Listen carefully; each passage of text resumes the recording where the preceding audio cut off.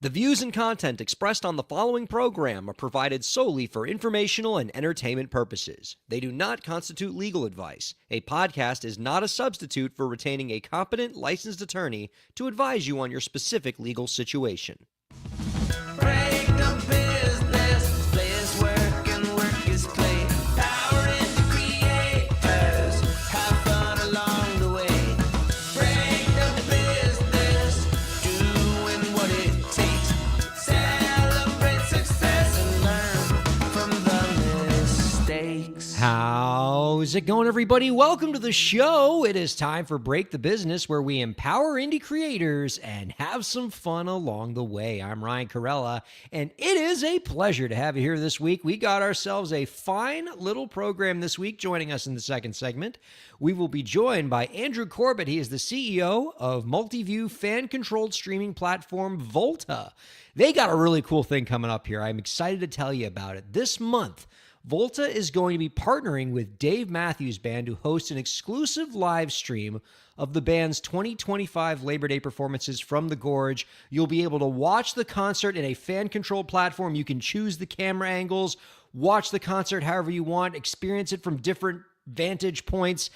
I mean, if there's any way to already make what's already going to be an unbelievable experience, which is a Dave Matthews Band live stream, even cooler, I think it's the multi-view component. I'm excited to learn more about this concert, to learn more about how these kind of events come together. And I would say the thing that excites me the most about this is, what could this mean for indie artists? Could we start to see some of these advancements trickle down to indie creators and create some pretty cool fan-controlled multi-view live streaming experiences for all of you? I know a lot of you indie creators love to do live streaming, either on the music side or just in all of the many different ways that creators live stream. And getting some of these Volta-type technologies for you live streamers sounds like a pretty cool thing. So excited to get his advice and insight. Excited to hear more about this Dave Matthews Band show. It's going to be a blast. And I know somebody else who's got to be pretty excited for this, because she's a bit of a Dave Matthews Band fan herself. That is our co-host this week, Elisa Rockdock. How are you, Elisa? Howdy, howdy. You got to be stoked for this, right? Yeah. I'm excited. As somebody who's about to turn number 41 this year. Ayo. I gotta laugh. I got a laugh from Evan off camera. So that's it. That's my night. I'm done. Yeah, I'm actually really stoked, especially this concept of multi-view and like fan controlled and like being able to pick where I look. I want to know all of the camera angles. I want to know all the shots. I want to know how they put it together. Really excited to find out. Yeah, there's a lot to this that I am very curious about. And from what I've heard from Andrew, this came together through a lot of conversation and back and forth and trust with Dave himself. Andrew and Dave formed this very close relationship that allowed this really cool live stream to come together. Kind of excited to to get that. I will try to resist every urge to ask a bunch of questions of, so what's Dave like as a person?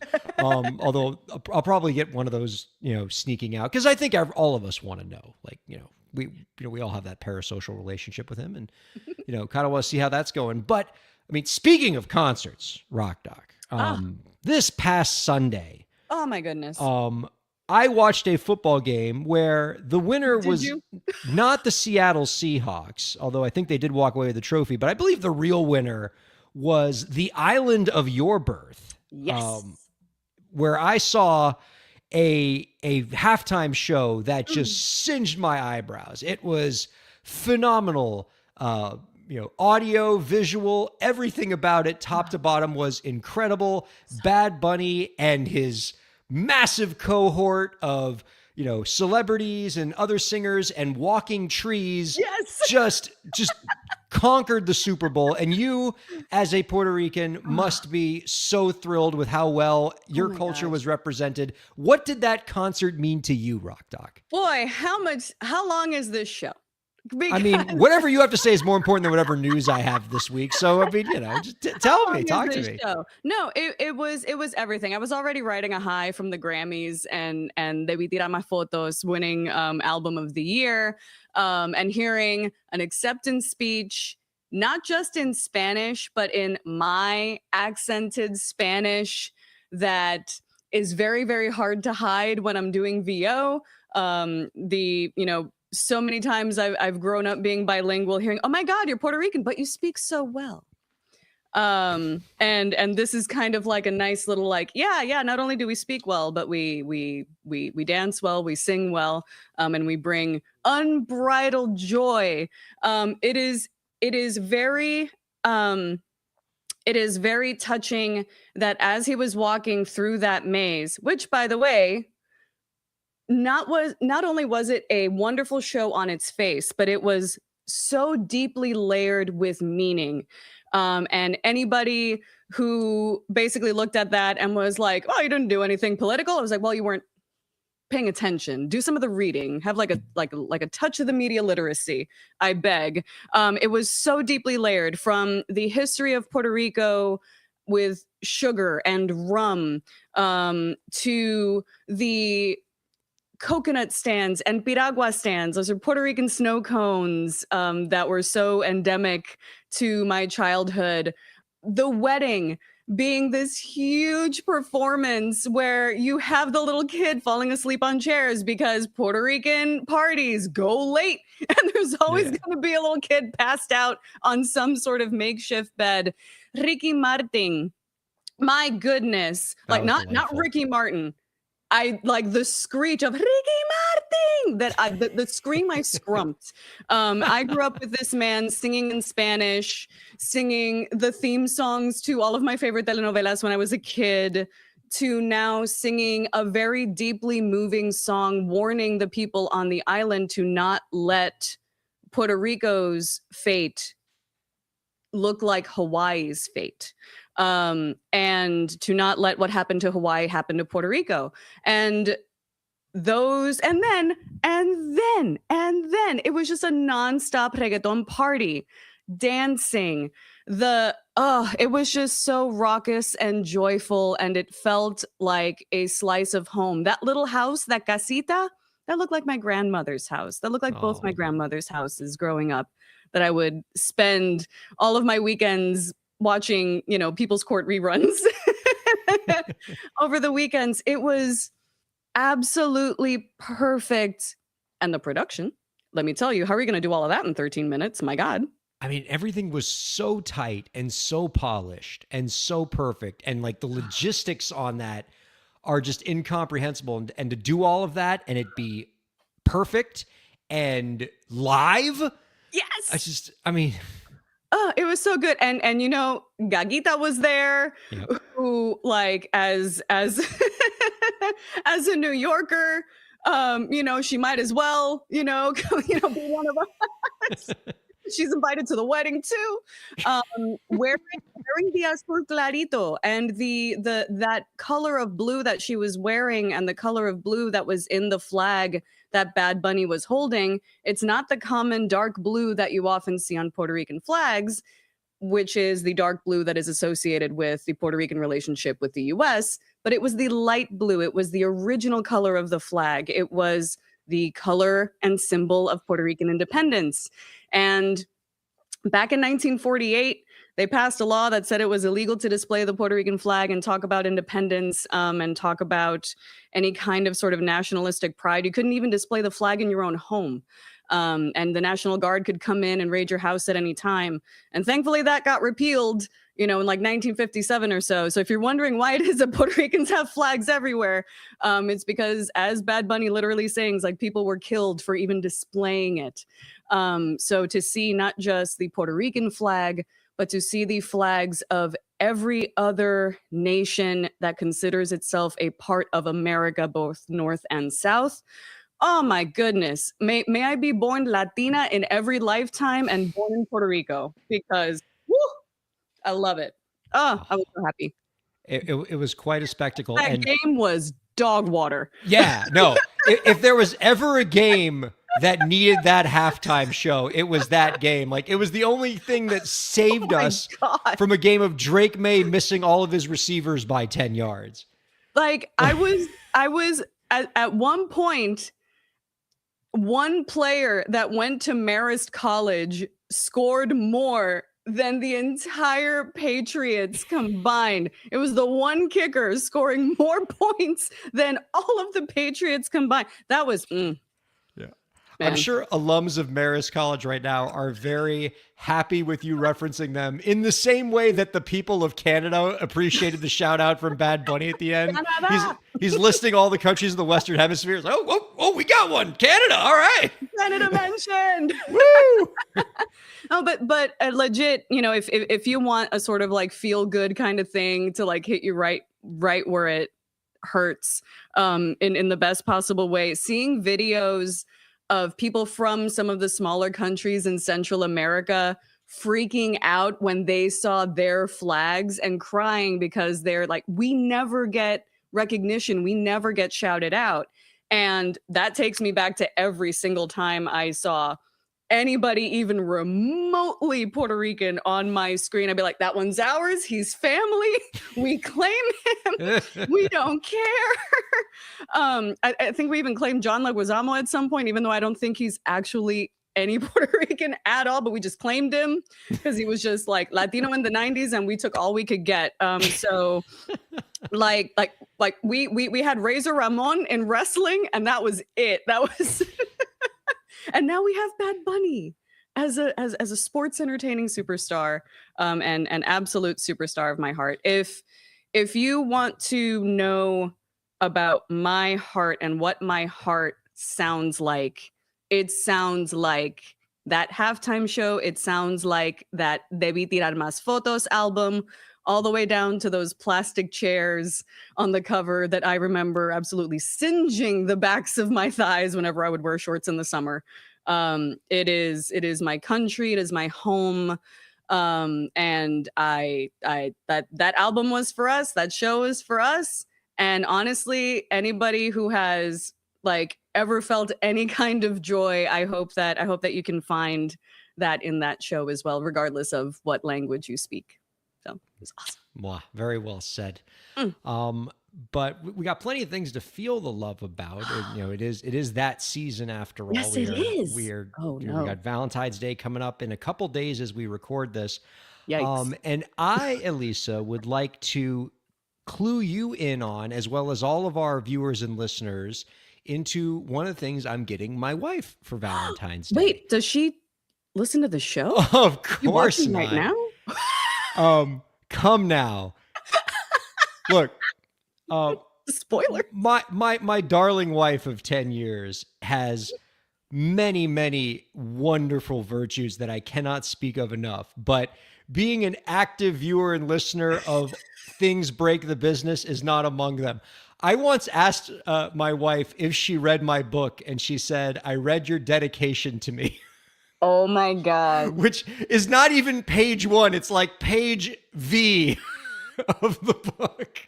Wow. So she cracked the spine. All of that is meant to say, don't worry, she will not be spoiled from me telling Okay. everyone on Sirius XM what I'm getting for Valentine's Day. I Just actually making talked a sure. little bit about what this gift was last week, but now the gift is here so I can share it with all of you. Oh, fun. You're going to love this because in addition to being a very nice gift for my darling bride, it's actually a pretty cool example of an artist, a singer, finding cool ways to do like micro commissions. So we got a musician Oh. named Ben Thornwell, and what he's been doing is selling these little micro commissions where he is writing original songs for people where you send him the name of the person you love, and he writes a song using their name where every single like 26 keys on the piano, like using the chromatic scale, he corresponds with a letter Oh, and wow. then spells out your name with those notes and then makes a song around it, like uses that as the motif.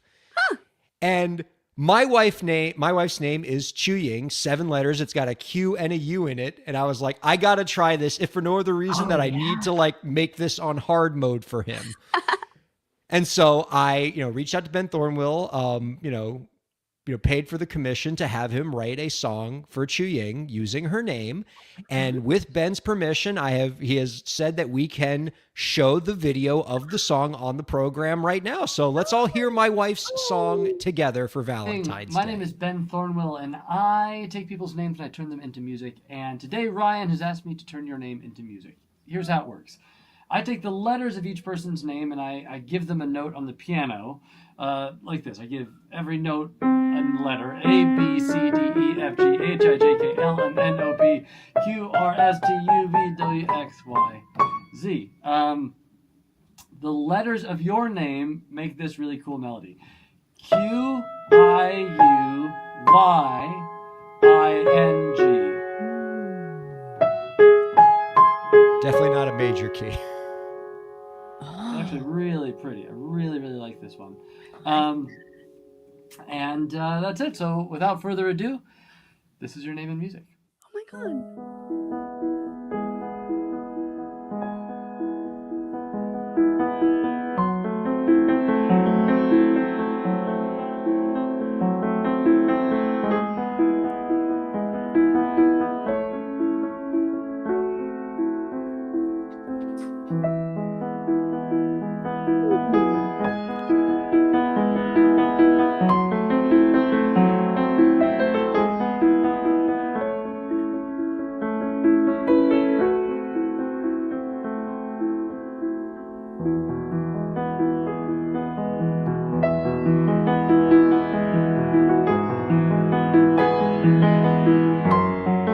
Every time that U note comes in.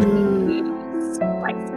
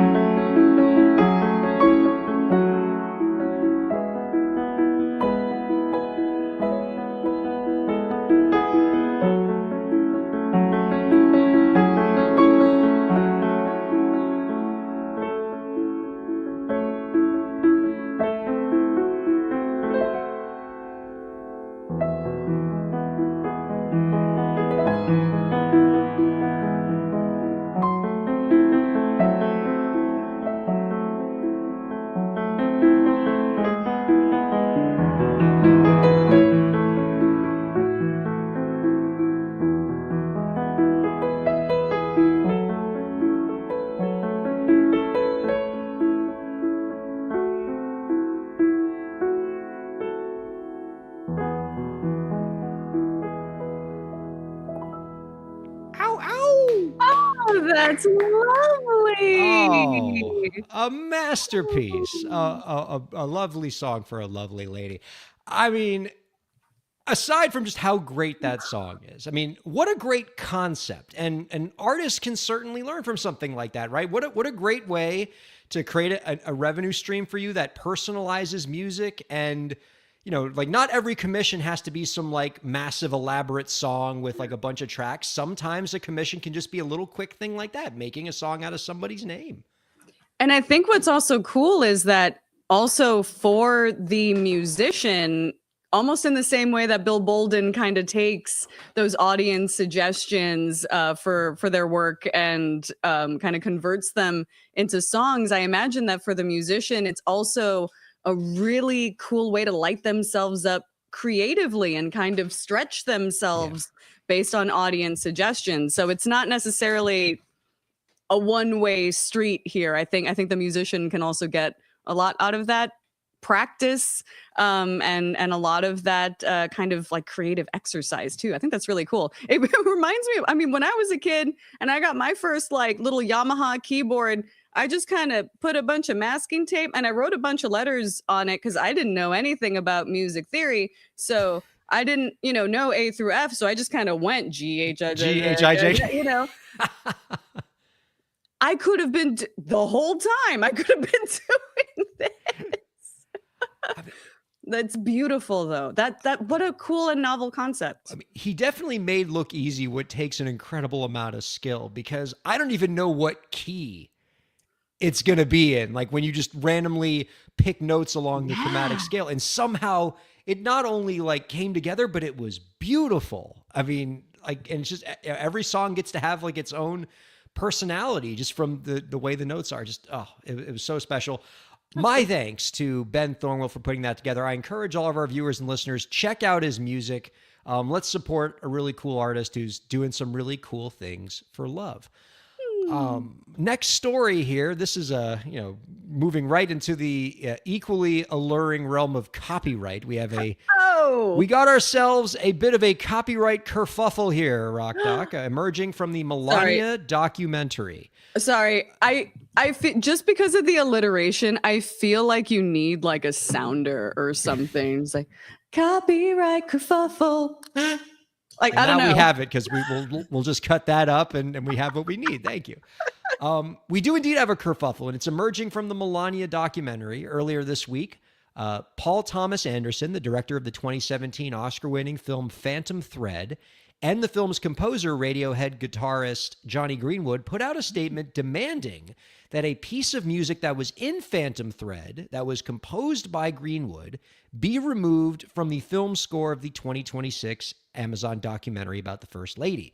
From their statement, quote, "It has come to our attention that a piece of music from Phantom Thread has been used in the Melania documentary. While Jonny Greenwood does not own the copyright in the score, Universal, the publisher, failed to consult Jonny on this third-party use, which is a breach of his composer agreement. As a result, Jonny and Paul Thomas Anderson have asked for it to be removed from the documentary. In response, Mark Beckman, a producer on the documentary and a longtime advisor to Ms. Trump, said, quote, "We have legally blinding, fully executed contracts in place to use every song in Melania. This is just ridiculous." Like, you know it is a quote from anybody involving this administration where they just have to throw something in the end that's like a personal attack. Like, it can't just be a diplomatic statement was, "We believe we have all of our paperwork in order." It's, "This is ridiculous."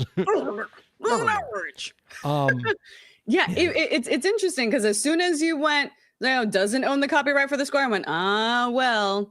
But then, part of his contract. Oh, wait a minute, hold on a second. So I wonder how that clearance happened. So this is a bit of a mess, right? And obviously, I don't have any of the contracts in front of me, and so I can't tell you exactly what happened. But what I think probably happened was, I'm going to take the Melania producers at their word that they did indeed get the sync licenses and master use licenses they needed for this film score. And they did it by going to the publisher.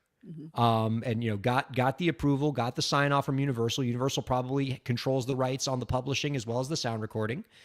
And they probably got whatever paperwork they needed there. And so from their end, assuming that's the case, they're probably safe. Now, what I think Jonny is saying is, look, I have a publishing deal with Universal, and that deal says that before they can use my music in any sync projects, they have to get my approval. And Jonny seems to think the publisher didn't get my approval, right? But that's not a problem between the Melania documentary and Jonny Greenwood. It's an issue between Jonny Greenwood and his publisher. Like, a wire got crossed there potentially. And I think this story is interesting because this is something that often happens with indie creators too.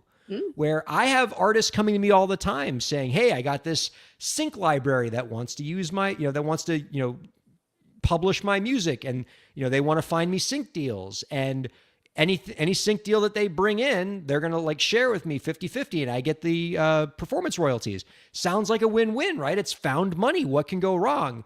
And what can go wrong is, I tell these artists, review the paperwork and make sure that the language in there is tight about whether you can actually approve the sync projects. Because a lot of times these library deals, these sync deals, will specifically have you waiving your right to approve the project, which means they could put your music in something you don't like.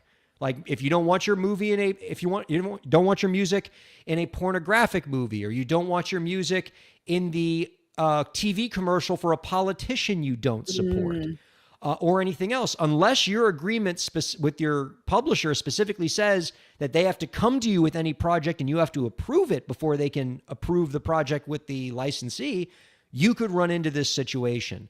So I don't know if Johnny Greenwood has those rights. I don't know if, Universal, just missed it and, should have gotten the approval and didn't. Something went wrong there. But the lesson is for artists, like, make sure when you do these kind of publishing deals that if you want to be able to approve sync projects with your music, make sure your contract actually says they have to do that. Yeah, it's fascinating because, you would think like, as a musician, you consider things like placement, and placement is like not playlists anymore necessarily, but now it's sort of like sync placement. Get it in a show, get it in a commercial, and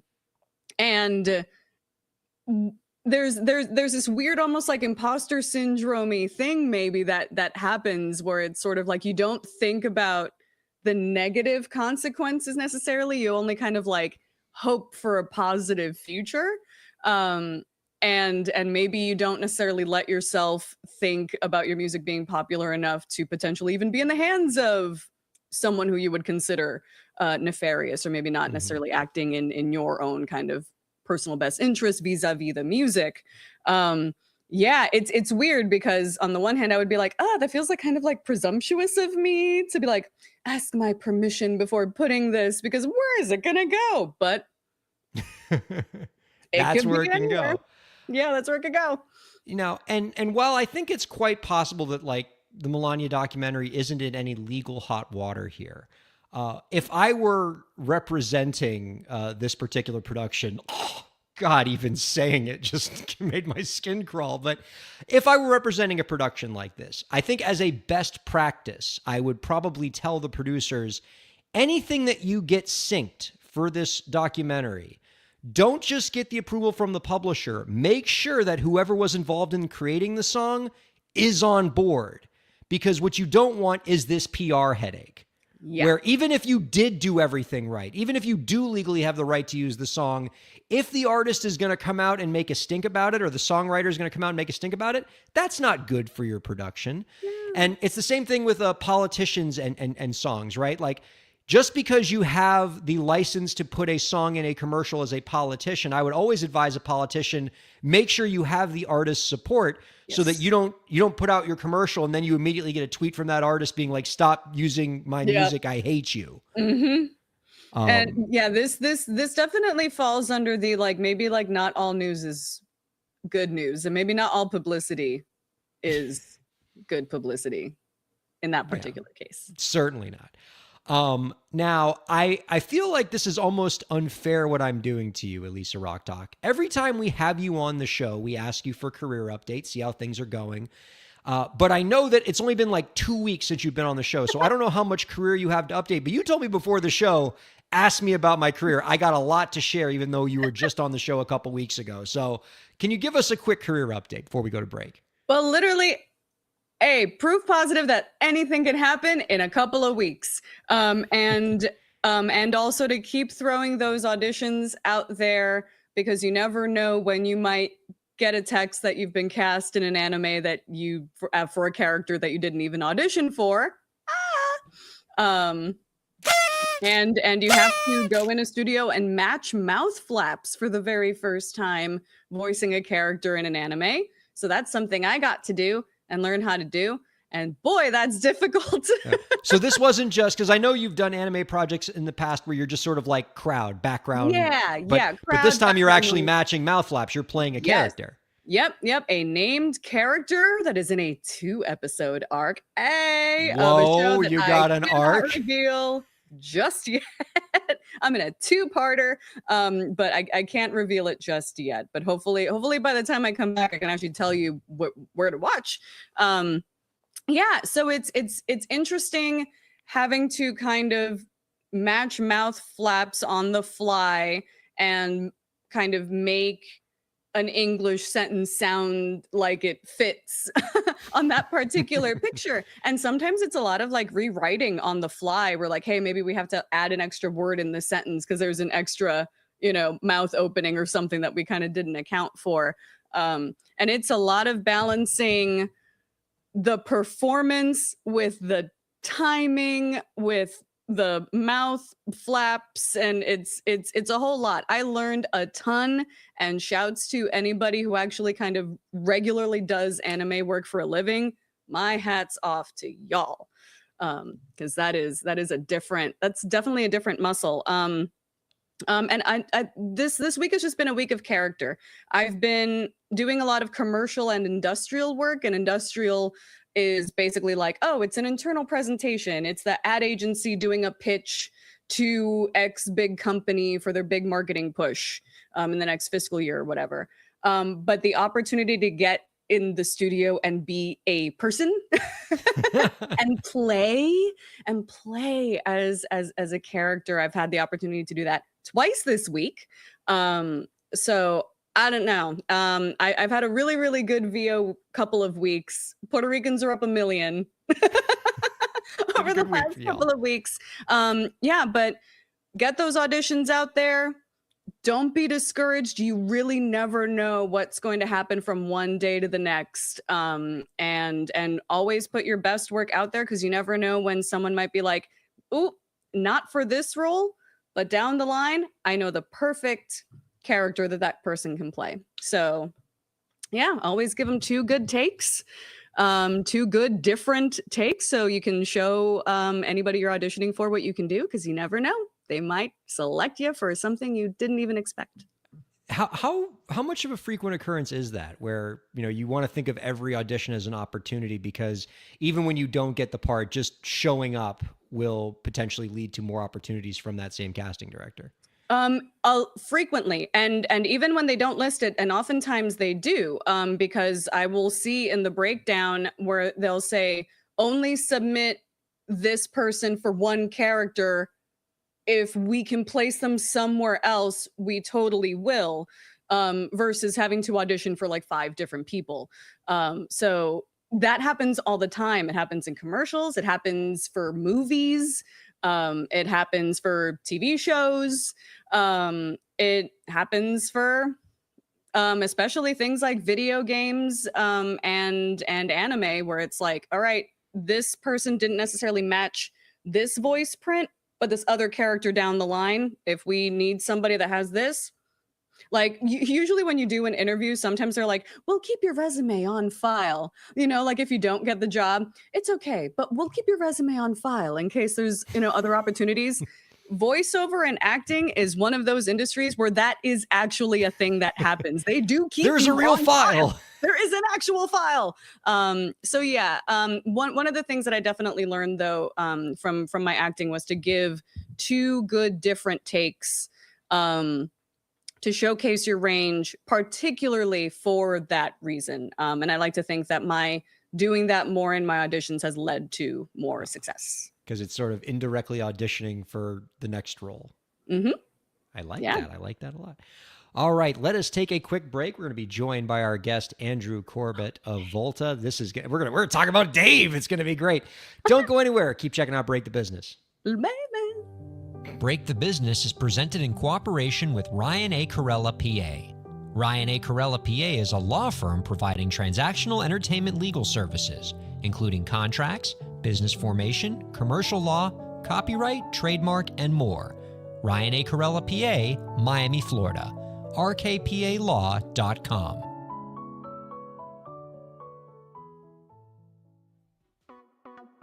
Streaming services for Break the Business provided by LEK Entertainment. LEK Entertainment is a full-service entertainment company offering everything from consultations to full-scale events and productions, including audio and video productions, voiceovers, staged theatrical productions, script and music development, and streaming services. For more information, visit lekentertainment.com. LEK Entertainment wants to help you bring your story to life.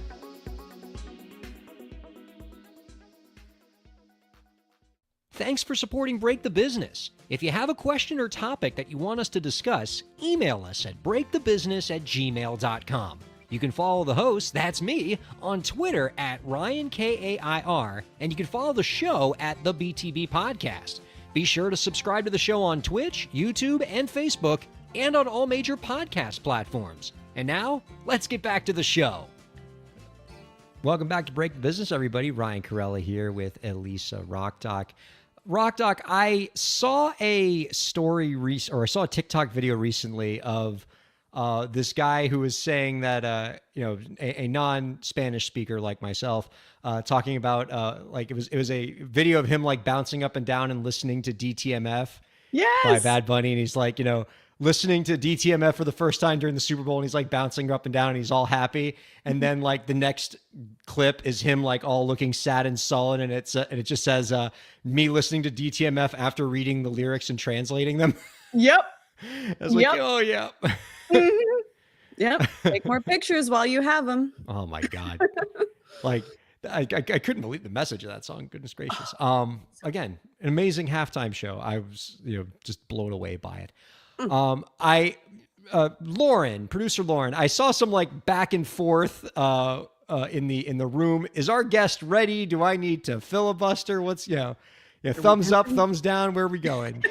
We've got a thumbs up, so all right, here now. I think I'm in. I don't know. Okay, let's go for it. Thank you, producer Lauren. Our guest this week is the founder and CEO of Volta, a fan-controlled multi-view concert streaming platform. From February 13th through 15th, Volta will host an exclusive live stream of the 2025 Labor Day performances of Dave Matthews Band from the Gorge. You can find out more about our guest's work by visiting volta.live. We are happy to welcome Andrew Corbett on to Break the Business. Hello, sir.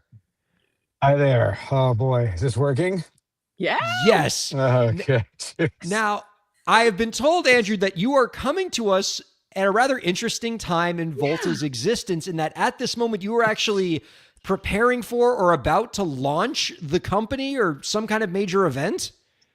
We are launching the company from a commercial perspective tomorrow. So for the last couple of years, we've been a dev shop. We've been engineering a system. We've been refining and bringing a sort of a product readiness to what our value proposition is. And we've been fortunate to have a really cool partner with the Dave Matthews Band. And we spent the last year doing a couple of major releases with 35 to 45,000 of their fans. And we, at our core platform, we're about giving the viewer, the fan, control and allow them to take control of any existing video infrastructure. And in the music world, what that means is that bands of that sort of stature is that they're typically carrying film packages, video packages. They have requirements to put that content up on iMag and screens for everybody to be able to see. And they have isolated cameras. And what we do is we give you, the viewer, the chance to take control of those cameras and watch the show any way you want. And what's been great about the partnership with Dave Matthews Band is that it's a big stage with a lot of members in the band, with a lot of seriously awesome musicianship. And so you can move all around, and we have our fans who love Dave, who love Carter, who love Stefan, drums, bass, all across the stage, Buddy on keys, Rashawn and Jeff on horns, Tim on electric. And it's been a really exciting experience for us. But when we got the results in from the last two major events we did, which were sponsored as a gift to the fans by behind the scenes, we had a total of 2.3 million camera switches made between 40,000 people. Two events, but so we're getting on average, an audience member is moving between the 9 different angles and the various grid layouts that we provide about 40 times per show, and it's increased engagement, it's extended watch times. We've just our early collection of data with the client has been really helpful. And so now we're testing this out tomorrow, starting tomorrow with our first commercial paywall. Um, because as you can imagine, it's not free just to produce this content. And in this case, we're taking, even though it's a show from a few months ago, it's been remastered and remixed, and we had secret cameras there that the audience hasn't seen yet. So we have a lot of unseen footage. We have some really cool behind the scenes. So it's really exciting, and yeah, and it's our launch tomorrow, and we're very excited. So we're going through a major test right now we have a group of super fans, So are we influencers. your last interview before your company launches? Are we like the opening act for your company? You are going to be a phone call I never not answer from here forward. You're going to be my very last memory before we launch. And can I just also say, like, I loved your show so far, like, thoroughly loved it. And I am like, I just think, just can I echo a couple of comments? One, Echo, how, go for how, it. how awesome was halftime? How awesome was That's what I'm saying. it? Was just like in my Spanish is like good enough to like feel and understand. I wouldn't say I can articulate poetic value, but enough like where I was like, I just got the message, right? The vibe. And it was just, I don't know, it was just so awesome. And yeah, so anyways, thoroughly like I just loved it with you. And I also wanted to tell you, do people call you Rock Doc, or is it what's your preferred name? Is it just Elisa? Yeah, Elisa. Yeah. Okay, sorry. It's a Dr. cool thing that Melendez, pops if up. you're one of my students, but other than that. Okay, all right. Or if you're Um, nasty. But I was going to say that I feel very fortunate that I got to spend a bunch of time in from where you're from, and had a lovely like just I had a wonderful respite on not just San Juan, but we went to Vieques. Am I saying that correctly? Vieques, yes. Vieques, and totally chilled out and recovered and met some of the coolest people. And like, I feel like I met a whole bunch of DJs and artists. I mean, just people where you're just like, they were so into just music and talking about what we're doing. Just, Yeah. I just had met so many lovely people. So that was awesome. And then, of course, my wife's birthday is coming up, and I'm like, I want to get the details for how to make a song for her. That was so awesome. It's so Um, rad. Oh that my was God. so cool. Like, and the explanation part was just great. So, anyways, you guys are great. Love you guys. I Thank you mean, for having me here. high praise from somebody who's in the live streaming business who thinks highly of our live stream. That's fantastic. Thank you very much for your kind words there. I mean, how did you get connected with Dave Matthews Band to do this? Because Elisa's like a huge Dave fan. She has been since like we were kids. Yeah. And like has been to his concerts and like loves his stuff. So like I'm sure like this resonates with her. Like, I mean, and I love the idea of them being chill enough to like want to try something new technologically and bring this unique concert experience to their fans. Well, let me give you a little bit of background, and let me start by saying, Lisa, I hope you'll join us this weekend. I've got a little gift for you and all of you. And then why don't we talk offline at some point? Let me figure out where you are compared to the summer tour, and I hope we'll see you this summer. So we'll well, I mean, this is we love people who love what we love, right? It's, I mean, and it's the same, I'm sure, from you guys. Mhm. I don't, I will say about this, I don't want to overemphasize around overselling Dave Matthews too much just for the privacy of his individuality and respect to the work he does across so many different platforms.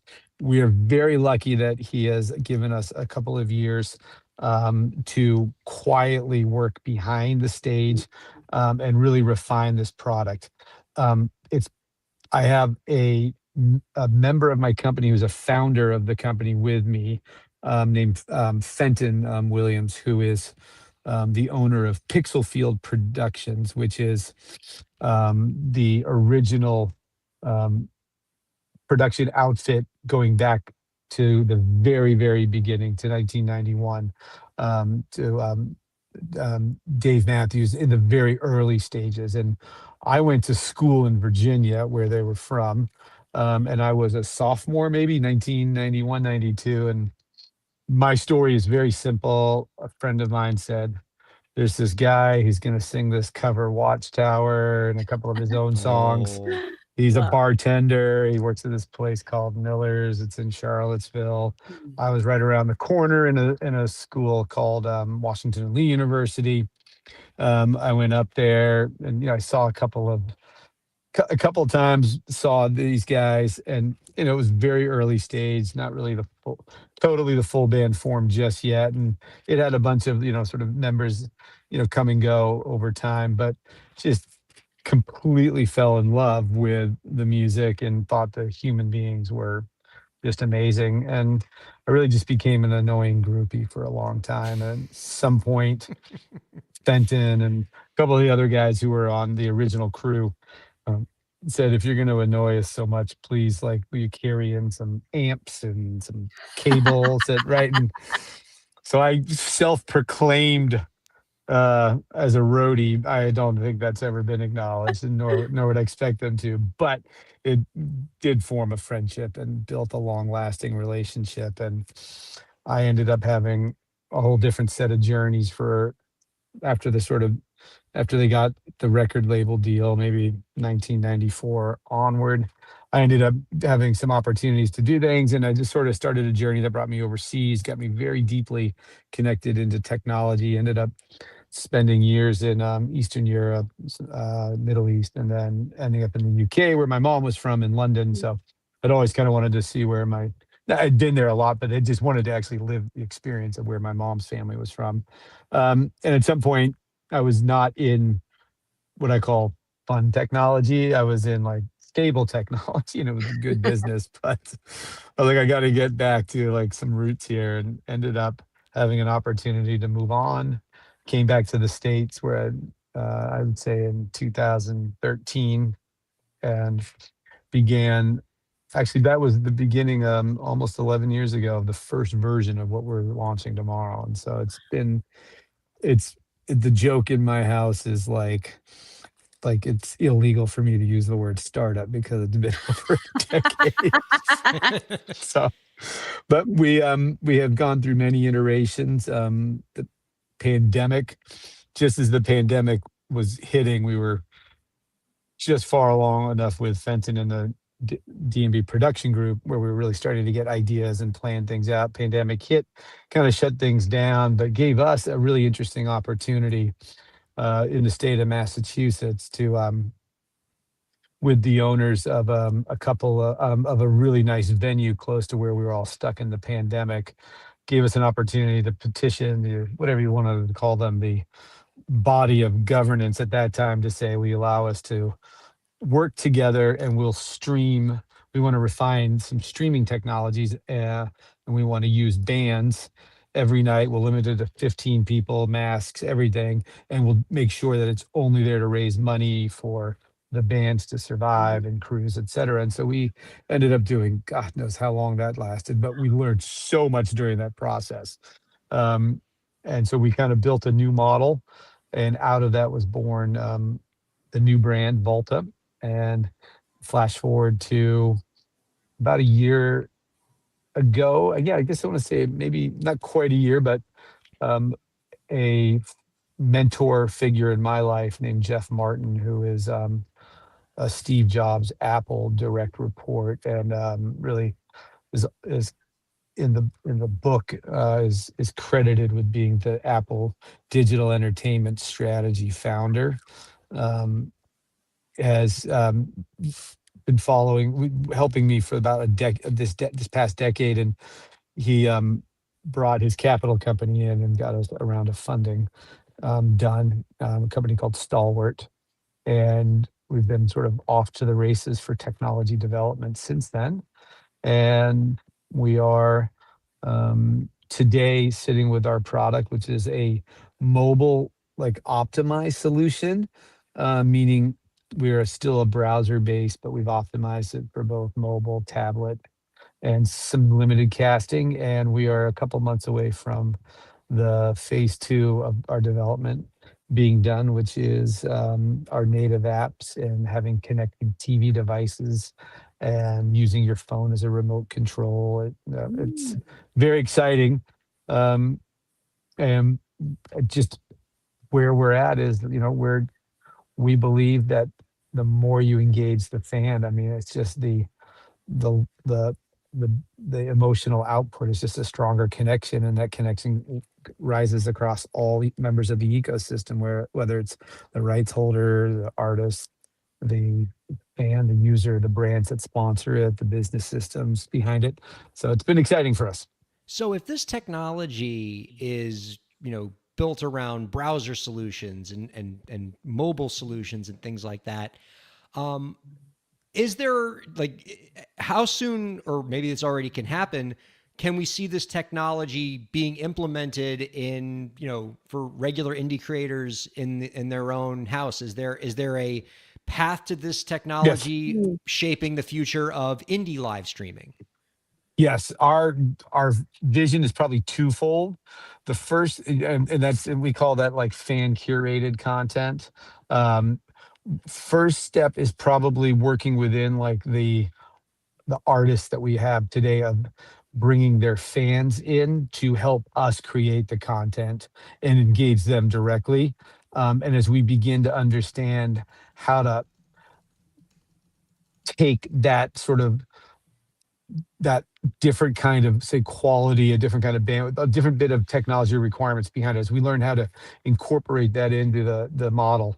I think the second phase of that is just straight up using our SDKs for the multi-view um, technology of our player, just to license that back out and just hopefully create for those indies creators, just their ability for them to just m- take content and put it right into their own player.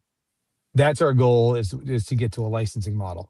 Right now, we're very focused on the Volta platform, and that's primarily because some of the groups and some of the business partners we're working with just didn't have their own platform, and so we needed a spot to show off what we're doing. Our player is very interesting, right? Like, we don't worry about YouTube people ripping us because they don't have the player. Although what's interesting is on one of the last big events we did, the groups that do rip, they ended up ripping. I don't know how long they must have spent, but they ripped all 9 camera angles and put those up. But to be fair, we were like, "Good on you!" Like, we were like, Well, yeah, you're trying to get your name out there. like Compliment again. you're helping us. Like, Yeah. you're proving our point that people want all the angles. So we're always trying to, what's the word? Trying to have honey and not vinegar around us, if that I makes any like it. sense.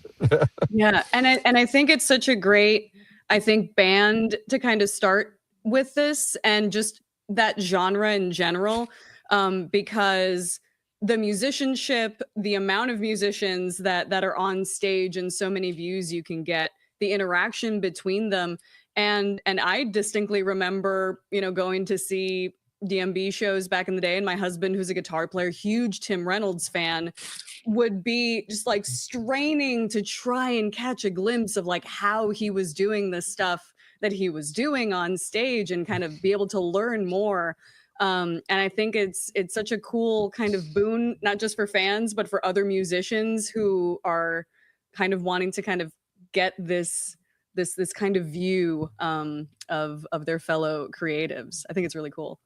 Oh, that's cool. And I will connect about your husband, but the code I'm going to give you, you can tell him if he doesn't have plans, he can have about 15 hours this weekend of Tim Reynolds if he wants. Awesome. Wow. Who is an alien, right? A Yeah, loving absolutely. alien.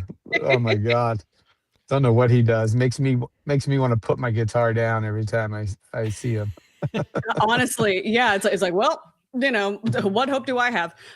But it's interesting, like as you've experienced this and you've seen what it is that the fans like to select, are you kind of seeing any patterns emerge on what it is that fans enjoy seeing that you would kind of recommend other musicians maybe focus on when thinking about their live performances? That's an interesting question. We are finding the data, the analytics are telling us that people like watching what we call these grid views. And when I send you the links, you can take a look. But we have a 9 box, so it's like the old Brady Bunch, Oh my right? god. So you get 9 squares making one giant square, right? 3 by 3 grid, and that gets a lot of playback time as a choice, right? Hmm. So we give grids as well as individual isolated cameras. And people like that because if they throw it up on a big 70-inch TV, they're getting this vision of like they can see everybody doing everything the whole time.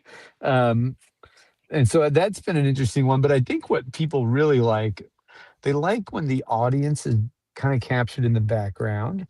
They Oh. like angles coming across and from behind, right? I think you've had, you know, a necessary delivery system for the iMag for the people to have, who don't have the front row seats. It's very focused on the players and the action, and it's rightfully it's what it should be, right? You don't want to be in the back of SPAC, right, in Saratoga, and have and have an angle up there that shows a weird sort of behind the scenes shot through of an audience, right? You want to see, I'm so far back, I want to see the singer, I want to see the musician in the action.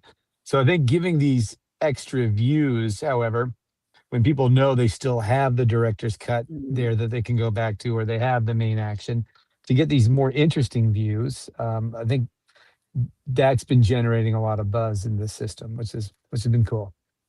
That's so cool.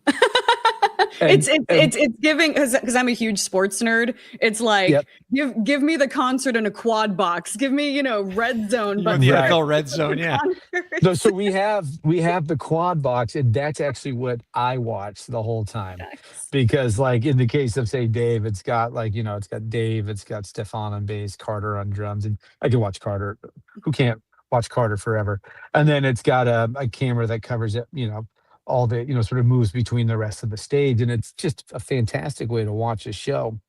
Um, and then right now we are in, as we come to market commercially for the music vertical, we're in the proof of concept mode for both sports and the gaming world. Oh.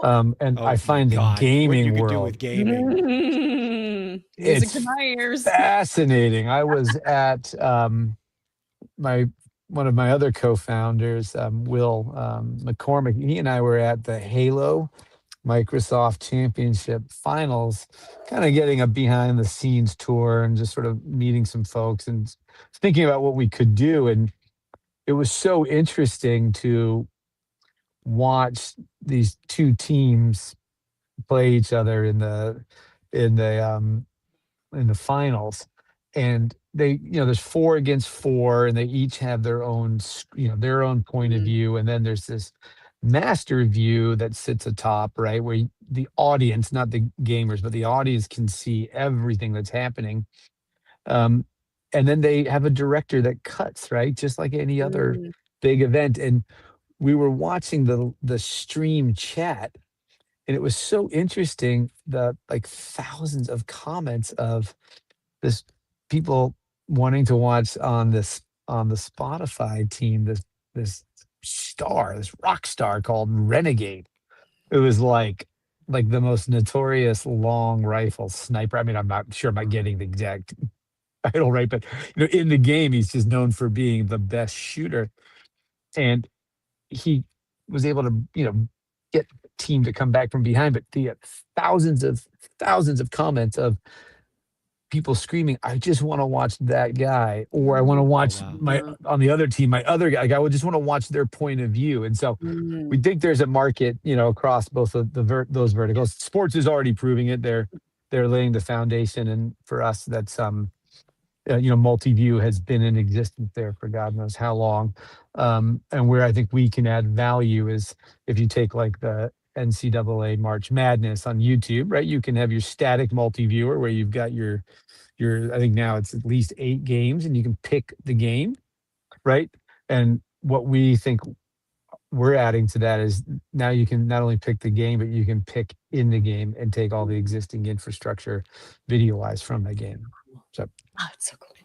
I love the applications for gaming and sports.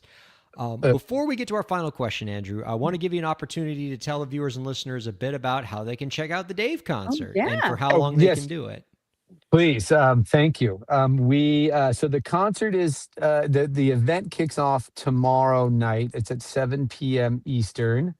You go to volta.live and you can register per night, or you can buy the bundled pass for the weekend. We're doing 2 screenings per night to take into account our West Coast friends. So it's Nice. 7 p.m. to like 9:35. And by the way, we cut out a lot. We cut out all the in between songs, chatter and blackness and darkness and all that. So it pretty much, we give you just a second to pause, but we kind of, so people don't need to see like on a 20-song show, like, a minute or two in between every song. So it's a 2 hour, I think 35-minute. We have a little documentary bonus, sort of the gorge over the years. Movie we made that'll run, and then at 10 o'clock for our West Coast fans, it plays again. And it correlates to each night of the Labor Dave Festival, as the fans like to call it, from the gorge. And what's really interesting is, and what's just amazing, if anyone was just going to pick one night, I would say Saturday night, August 30th, night 2 of the gorge. The band decided to surprise the audience, and they recreated their record Before These Crowded Streets in its entirety, in order, in the middle of the set as a surprise.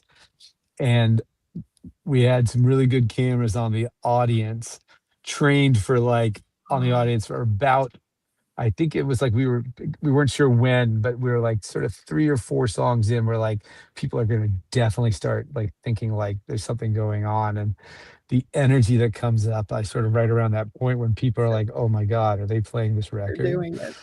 And it's so much fun. And so that's so that'll be this Saturday night. That's that event. And the band put out a beautiful 5-record vinyl collection of that night as well. So it's been like a kind of a package. It's sort of a celebration. It's called "Take Me Back to the Gorge," Hmm. and then Sunday night will be the Sunday night show, and then sometime on Monday all the content will become available for 30 days or so for VOD, just to watch on your own. Yeah. Nice. Our guest has been Andrew Corbett, the founder and CEO of Volta. You can find out more about our guest's work by visiting volta.live. Andrew, before we let you go, we got one last question for you. Do you have any last tips for the indie creators out there to help them move their careers forward? I would say people love content, and I think people love authentic content. So, no matter how big the challenge is in front of you, keep making the content. I think technology is so vastly improved over even the last couple of years, with compression and codecs and mobile phone battery life, cameras on these phones. I would say keep making the content, just keep believing in what you're doing, because people really enjoy what you produce. If you have something honest and something interesting, people will find it. Don't be scared of the giant algorithms, right? 'Cause Mm. I think there's an avenue for everyone to have an opportunity. You know, Love it. I Our yeah. thanks to Andrew Corbett and Elisa Rockdock. Our thanks to producer Lauren and to all of our viewers and listeners for checking out Break the Business. We'll see you next week. Break the business. Play is work and work is play. Power in Am I still here or is this over? have fun along